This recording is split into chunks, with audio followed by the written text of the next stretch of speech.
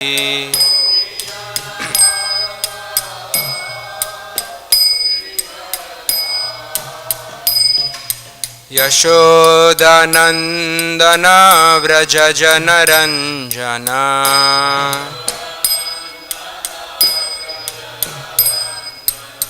Yashodanandana vraja janaranjana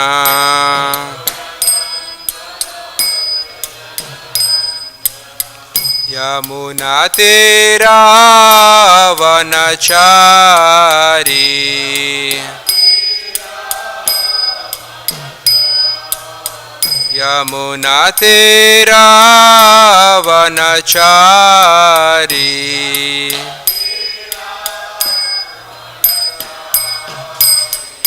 Jaya Radha Madhava Kunja Bihari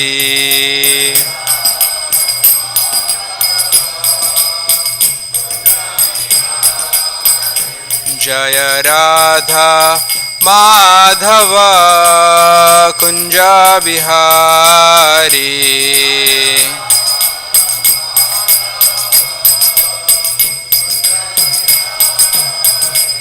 Jaya Gopi Jana Vallabha Girivaradhari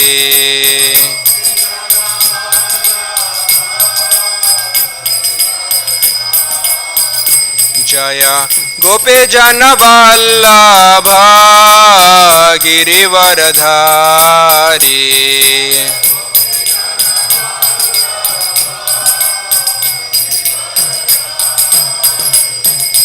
Yashodanandana vraja janaranjana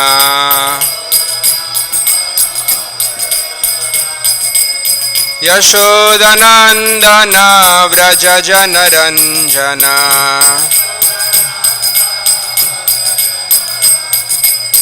Yamunatiravanachari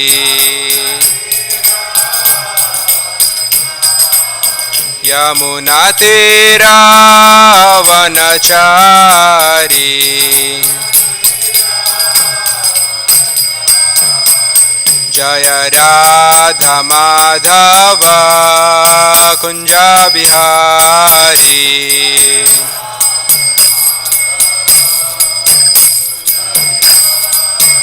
Jaya Radha Madhava Kunja Bihari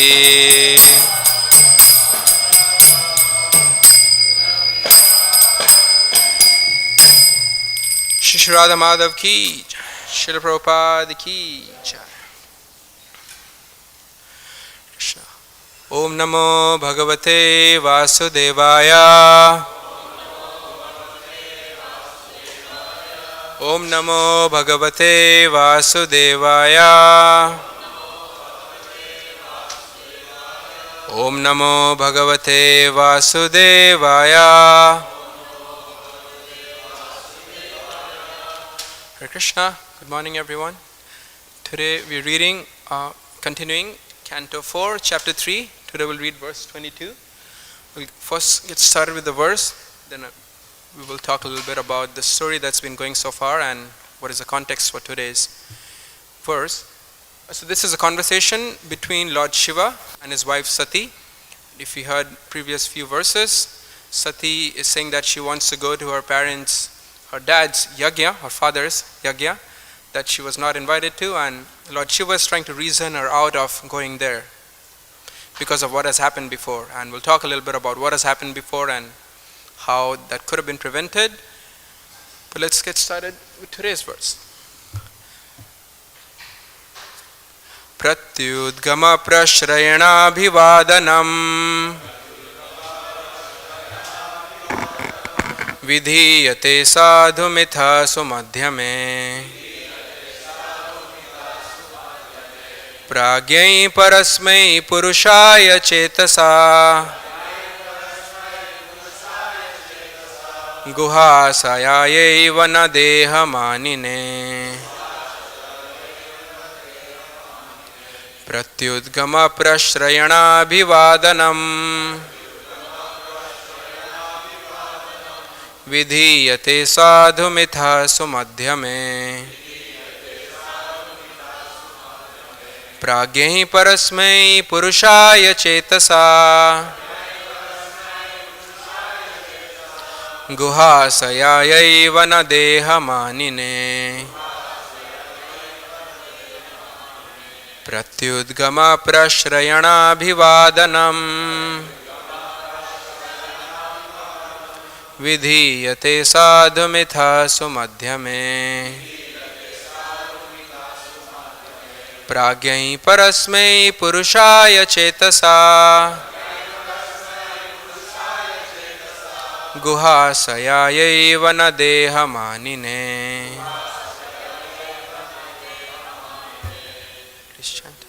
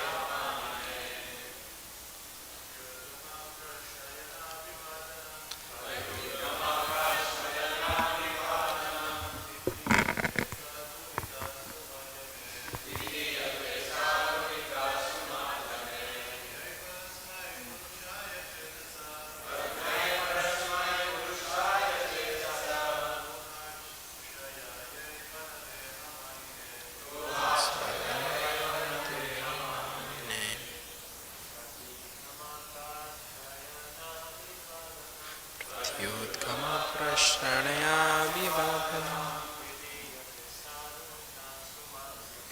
vidhīyate sādhu mithaḥ su-madhyame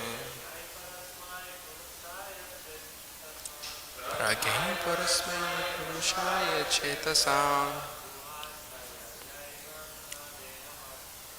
guhā-śayāyaiva na deha-mānine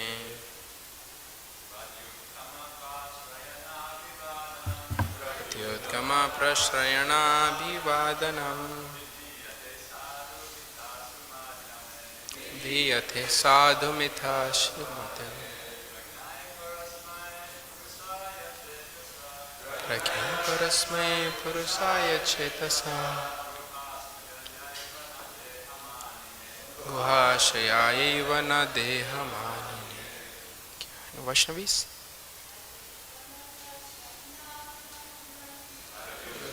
Praśrayaṇābhivādanaṁ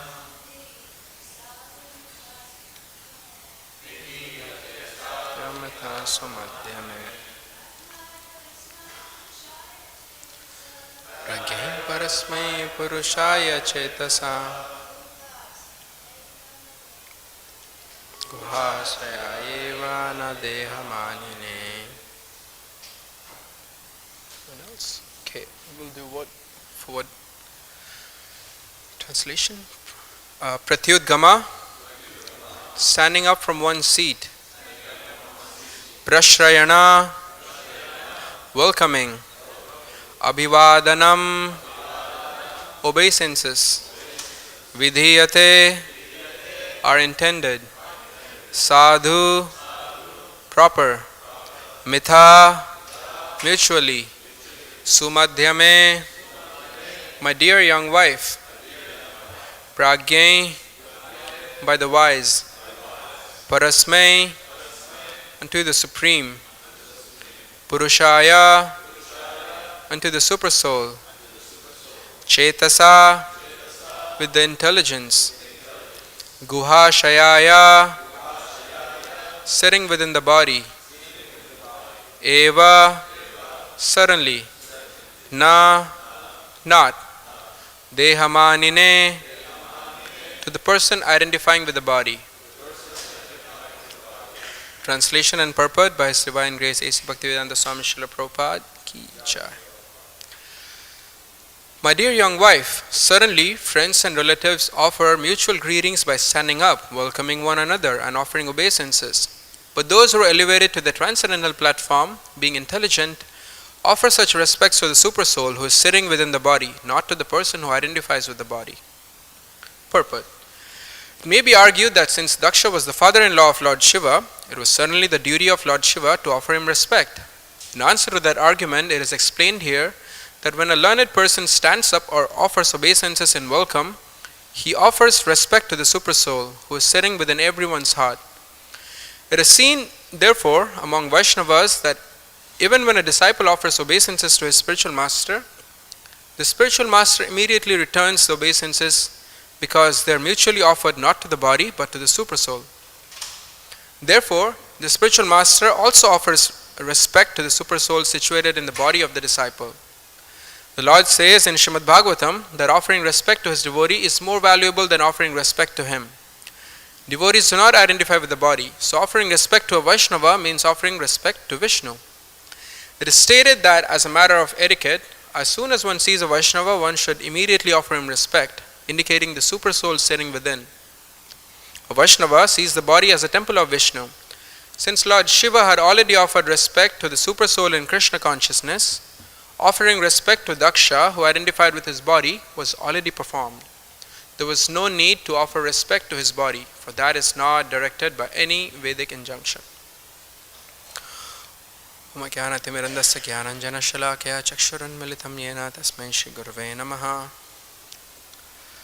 Krishna. So this fourth canto, in the beginning of the fourth canto, it is quite a dramatic story that is being told to us here. It is rare to find such a story in Bhagavatam where if you have heard the previous few verses, well, I'll just try to relate the backstory. So if anyone is here not for the first time in the temple, but if anyone is catching up, they can be up to speed with what is going on. The fourth canto starts with conversation between Maitreya and Vidura. Maitreya is telling Vidura of the daughters of the descendants of Manu and the descendants of them, and he just offhand mentions that one of the daughters of Daksha, the 16th daughter, Sati, she did not have any children because she just gives up her body, and that just catches Vidura's attention. Like, why would someone want to give up their own body, and why did she not have any offsprings, although she was married to Lord Shiva? So then Maitreya narrates this story between the father-in-law of Shiva, Lord Daksha, and his interaction, and how he was envious of Lord Shiva, and how at this one Vedic sacrifice that was being performed, Lord Shiva is already there, and Daksha walks in, but Lord Shiva does not stand up out of his respect. And in this verse, Lord Shiva is explaining why he did that. But before that, Daksha is very much offended by this, because Lord Shiva, you are married to my daughter, so in relation you are younger than me, you are my son-in-law. So how come you do not stand up when all these other rishis are also standing up to respect me? How come you did not stand up? And one could say, Daksha starts explaining that I'm not envious, I'm just narrating this so that you know this matter of etiquette. But everyone can see that Daksha is very much envious of Lord Shiva, and he just takes this as an excuse to start berating him, to start chastising him, and he says a lot of pretty mean stuff. And any of us, if we are told such stuff by one of our relatives, we would be pretty hurt too. So Daksha narrates all these curses, and Lord Shiva does not say anything. He just becomes morose, he becomes very sober. But his follower, Nandeshwar, he starts cursing not just Daksha but all the Brahmanas there. And the Brahmanas, they get angry. Bhrigu Muni, he starts cursing Nandeshwar and all the followers of Lord Shiva. And Lord Shiva does not want this to keep going on, so he just quietly leaves the space. And that's the end of the second chapter. And in this third chapter, it begins with narrating that Daksha is now a very powerful personality, and he's even more proud of his position. He's become even more envious of Lord Shiva. So he conducts this great sacrifice, and he invites all the different demigods and all the powerful personalities. And Sati, being in the heavenly planet with Lord Shiva, she can see that in the spiritual sky, all these different personalities are flying off in their fancy clothes, and they're ornamented like as if they're going, what we could say, like as a Kirtan Mela is happening and all the big Kirtan leaders are invited there, and maybe someone else has not been invited to. And they also expect that they should have been invited to, but they want to go there anywhere because it's a temple, so maybe I should just go there. And so you could say that Sati's motivation here is not very mundane, but not very spiritual either. She wants to go to a spiritual event. But what is her motivation? She wants to see her family members. She's kind of hurt that her husband has not been invited. And suddenly she wants to find out, why has he not been invited? But still, I was the pet daughter of my father, so I should be there. Even if I'm not invited, I should be there. So she is trying to reason to Lord Shiva, like why at least she should go, even if Lord Shiva doesn't want to go. And here is Lord Shiva explaining in an indirect way. He's not directly telling that, please my dear wife, do not go, but trying to give her reason of, even if I don't go and you just go by yourself, I think you're going to be very insulted just because you're my wife. And we already saw what happened last time we were there. Your father was very disrespectful. And today, I think it won't be very good for you and for our future if you attend the festival, the sacrifice by yourself. In the previous verse, Lord Shiva says why Daksha reacted in the way that he did, because he was very envious of Lord Shiva. He was very envious of his position, of his transcendental realizations. And today, Lord Shiva was explaining why he did not stand up. It could come to anyone's mind that suddenly Lord Shiva was the son-in-law, so why did he not stand up? And here Prabhupada is explaining this very point. He explains that a materialist person when he offers obeisances out of respect, he's offering respect to the body that is before him. He's offering respect to the relation that he's my senior by age, by social status, by relation. Is my father, father-in-law, or a certain respectable person, so he's offering respects to the body. But a transcendental person, he does not offer obeisances to the body, but he actually offers obeisances to someone because of the Supersoul who is situated within that person. And it's said that we know as an etiquette, Vaishnavas, whenever a Vaishnava walks in and we are present somewhere, we immediately offer obeisances. I do see that here in the morning when the senior devotee walks in and we all offer our respects. But what Daksha was expecting, just think of it in that way. Let's say a sannyasi or a guru is sitting here in the temple room and he's chanting by himself. And we walk in. And then we see that he is very much absorbed in his meditation on chanting the holy name. But if we are really full of ourselves, we might feel like, why did he not offer obeisances to me? Or why did he not acknowledge me? I'm a Vaishnava. This is what the purport and the etiquette says. Why did he not offer his respects to me? And we can kind of see like how ridiculous that thought sounds. We can just transfer that to the situation here. Lord Shiva is described as the supreme Vaishnava, the Parama Vaishnava. But Daksha is expecting that because he is my son-in-law, he should be offering respects to me. And Prabhupada here explains that Lord Shiva was very much absorbed in his meditation on Krishna. Like it is described, he is always thinking of the different pastimes of Krishna, he is chanting the names of Krishna. So he was wrapped in attention, in focus on his beloved Lord. So he did not have any obligation to offer respects directly to Daksha, because it says here that Lord Shiva had already offered respect to the Supersoul in Krishna consciousness. So offering respect to Daksha, who is identifying with his body, was already performed. So it was not, Lord Shiva was not obliged to do that. But Daksha, being on the material platform, it was said that he is identifying with his body. So obviously he does not get this point. He does not get this higher philosophy that if a devotee is very much absorbed in his meditation on Krishna, then he does not have any obligation to offer respects to me.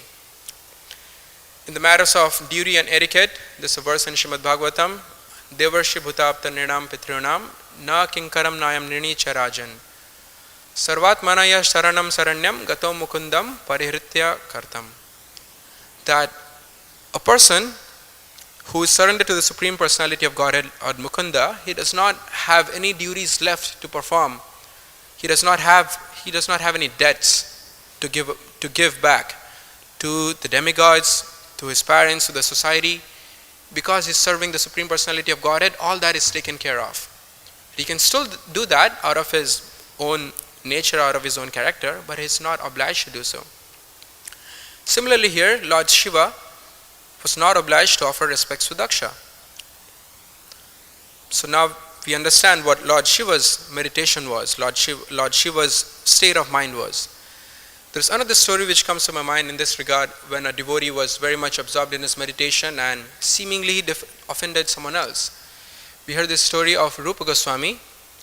Once he was absorbed in meditation, and there's different versions of this story, and I'm going to narrate one which I heard from a very senior Vaishnava back in India.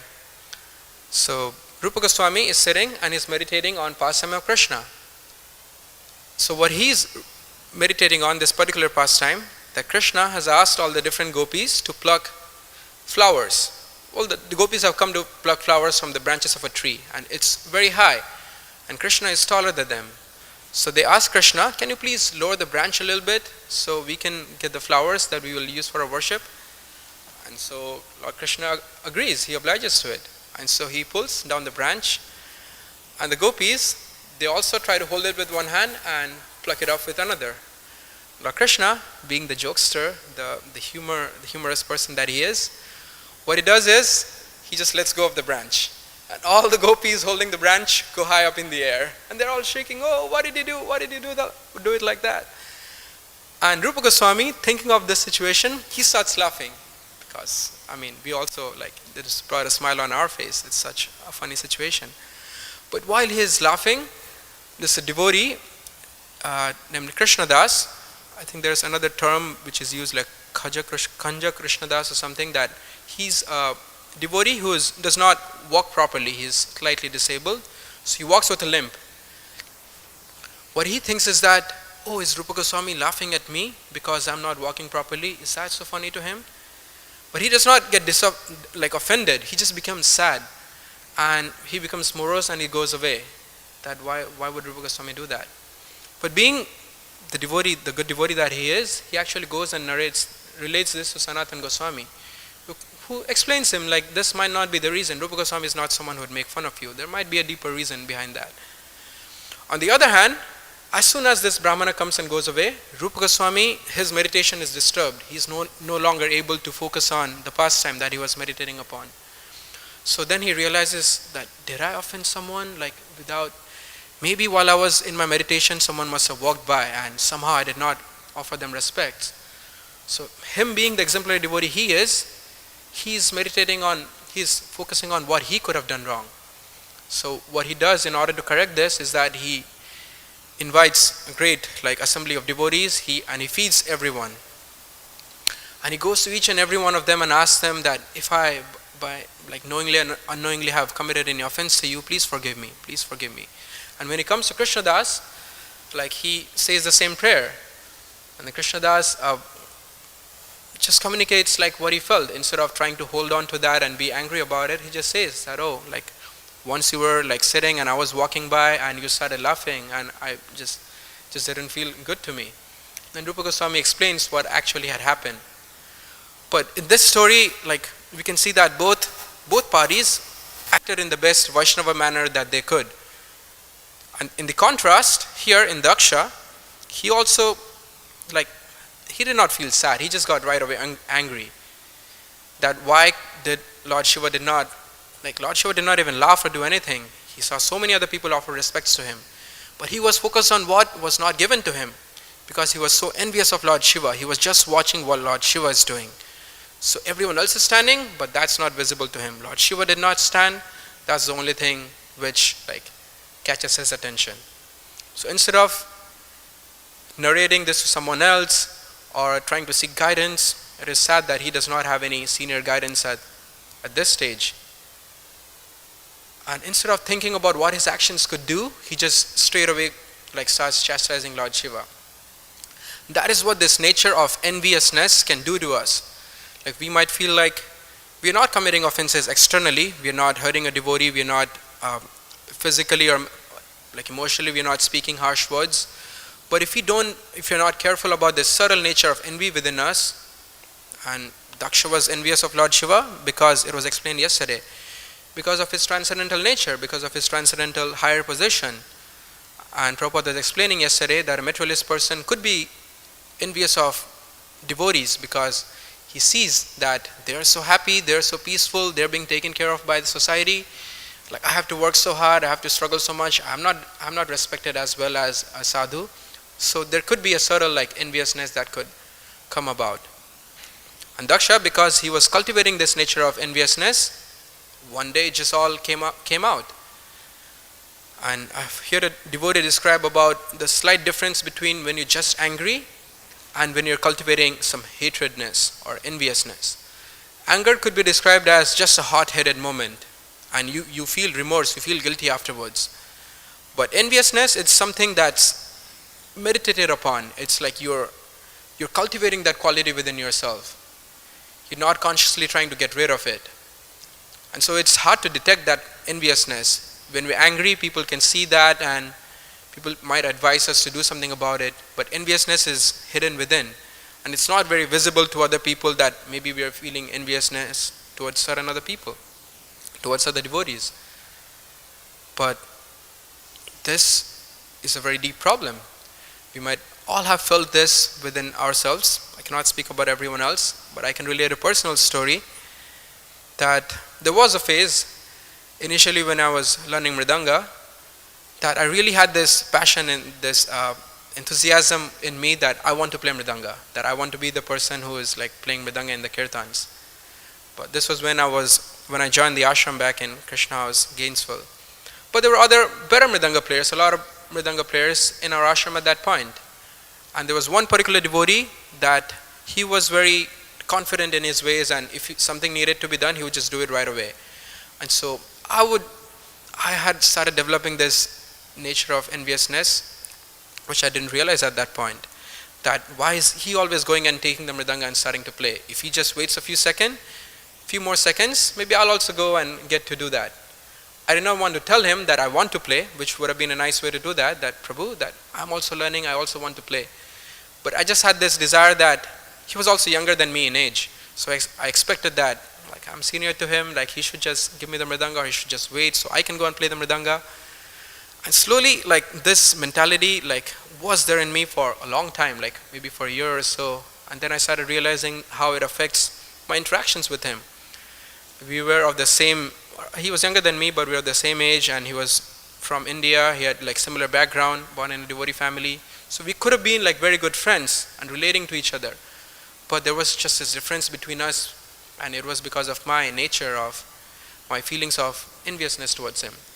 But one day when finally Krishna gave me the intelligence, I asked this to a senior devotee after class, that this is what I'm feeling. I did not name any particular people, but I asked this devotee that I'm feeling very envious towards this one person, and I do not know what to do, but it's affecting my sadhana, it's affecting, like every time I see him, I'm not jolly.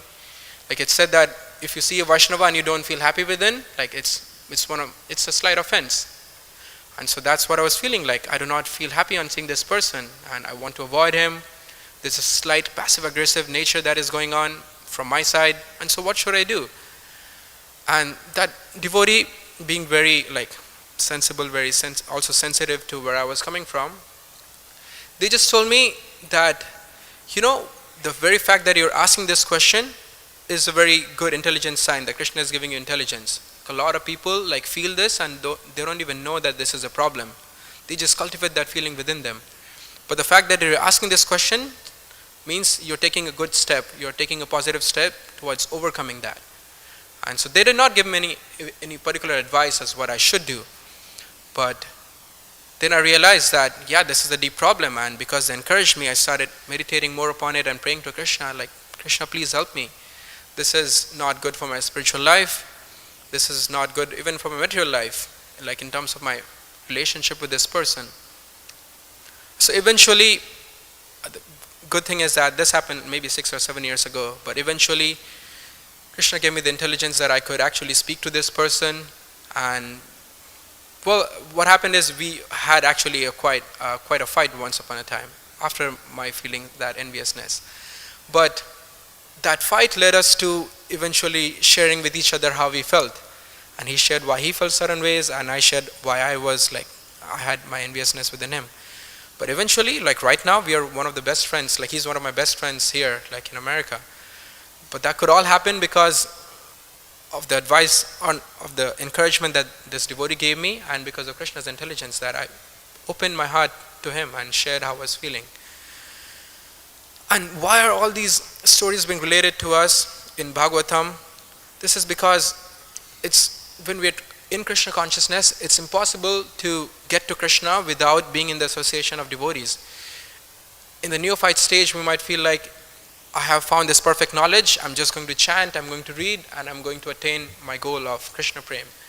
But eventually we realize that it's not just me and Krishna, it's all these other people like they're around me.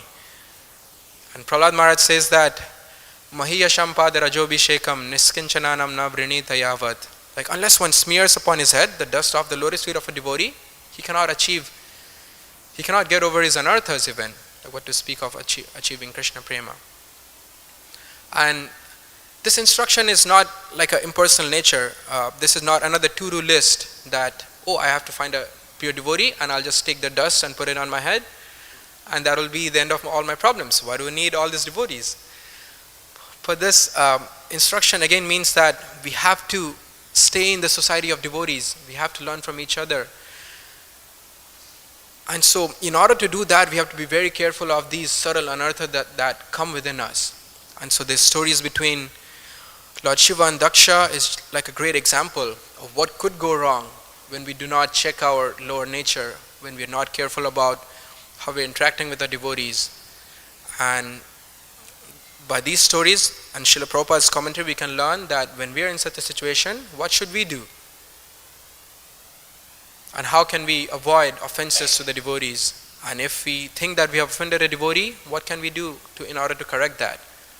And if we are feeling disrespected by a devotee, like if we are on Daksha's side, like if we feel like someone did something to make us feel bad, we can just feel angry about it, or we can share our heart with a senior, or we can, if we have a good relation with that person, we can share our heart with that person and ask them like, I don't think you intended to do such and such activity, but this is how I felt. So is there a particular reason? And if that person says that, yeah, I really intended to offend you, that means that we don't need to be friends with that person. We can keep distance from that person. But more often than not, devotees don't really have that like manipulative nature. They might have done something not out of intention. So we can clear out that miscommunication. So these are some thoughts I had on reading this verse and some from listening to other senior devotees. I'd like to stop here and ask if anyone has any questions. Yes, Bhrigupati Prabhu.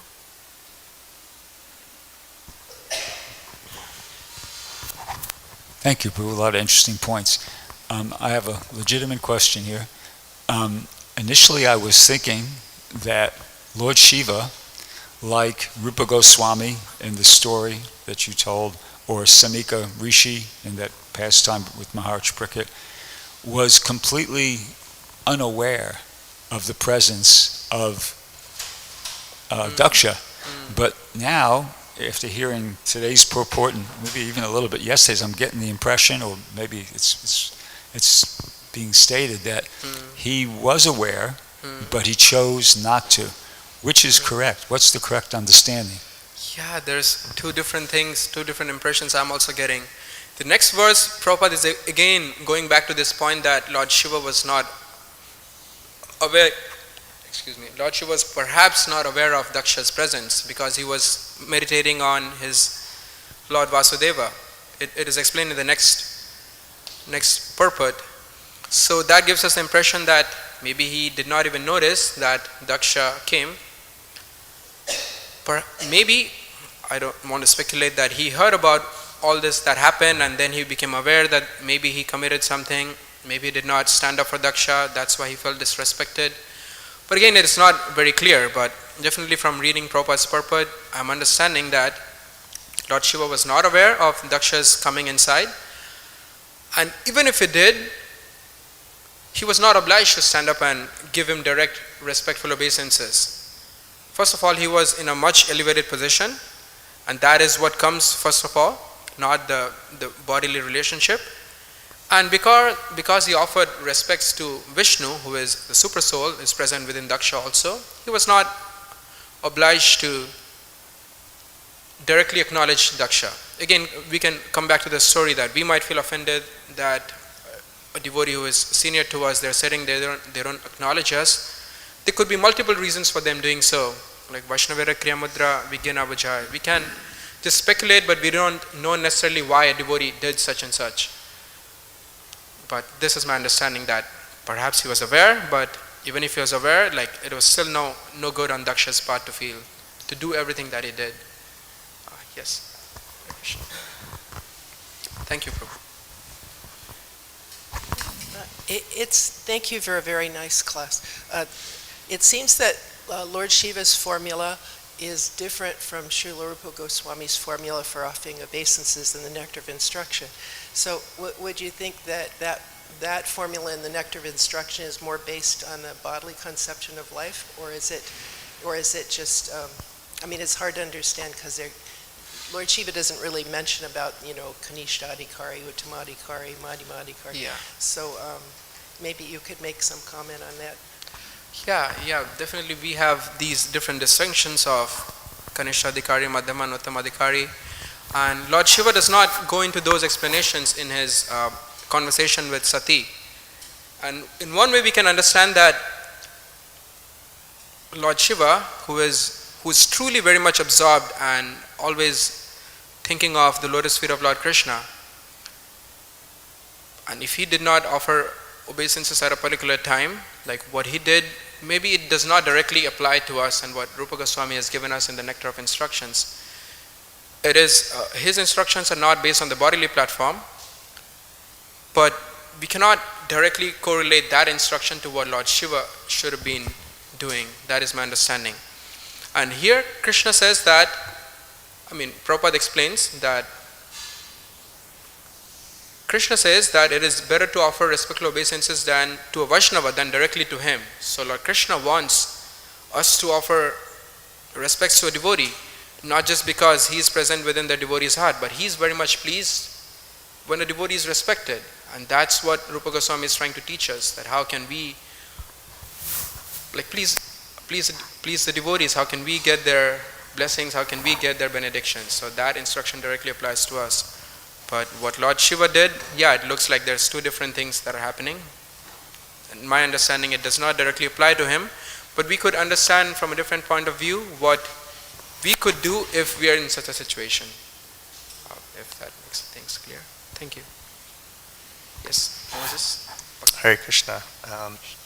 So if we perhaps perceive a devotee having enviousness towards us for, let's use the example of the mridanga, and that's your service, right? And I've been asked to play mridanga, but you can perceive that maybe somebody has enviousness towards you.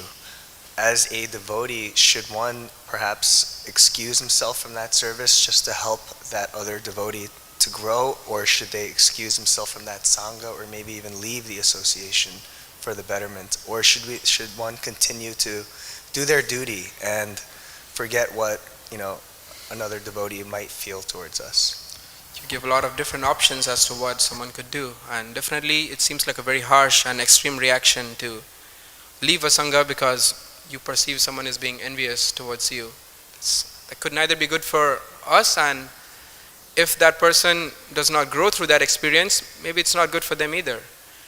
But if you don't have a direct relation with someone in that situation, I would definitely say in my case, I've also experienced the other end of the spectrum, where me being envious of someone, but then once I had that service of playing mridanga, I can sense that someone else wants to play mridanga and they feel a subtle tension.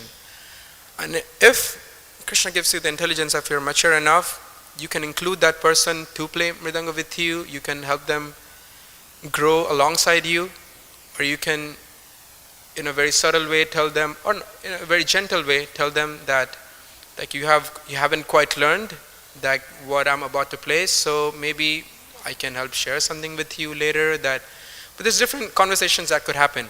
But maybe we don't even have a relation with that person and we just feel that enviousness coming, and in that situation maybe it's best not to stoke the fire, to say. And if we know someone who's senior to that person and we know that they can help them, we can speak to them. that maybe this will be helpful for this particular devotee. Thank you so much. Some thoughts I had. And- One last question. Oh. Okay. And then we'll just hear a comment from Prabhu. You can ask. Hare Krishna.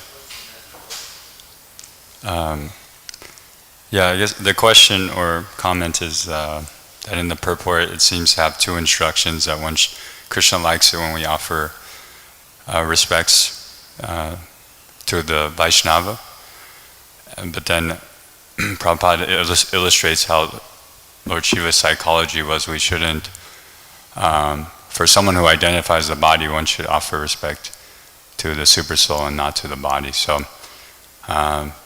in the Nectar of Instruction, it makes clear that if one is chanting Hare Krishna, we should offer them respect, like internally, like to the Supersoul.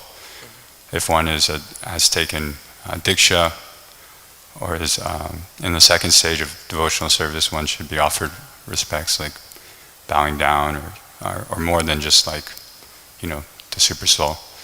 And then for the pure devotee, the Uttama, they should approach them, ask them for service, and offer them, nice words or things like that. Yes, thank you. There's different ways we could offer respect based on how we perceive them as different levels of devotees. Okay. Thank you very much for your comments and questions and association. Srimad Bhagavatam ki, Srila Prabhupada ki, Gaur Premanande.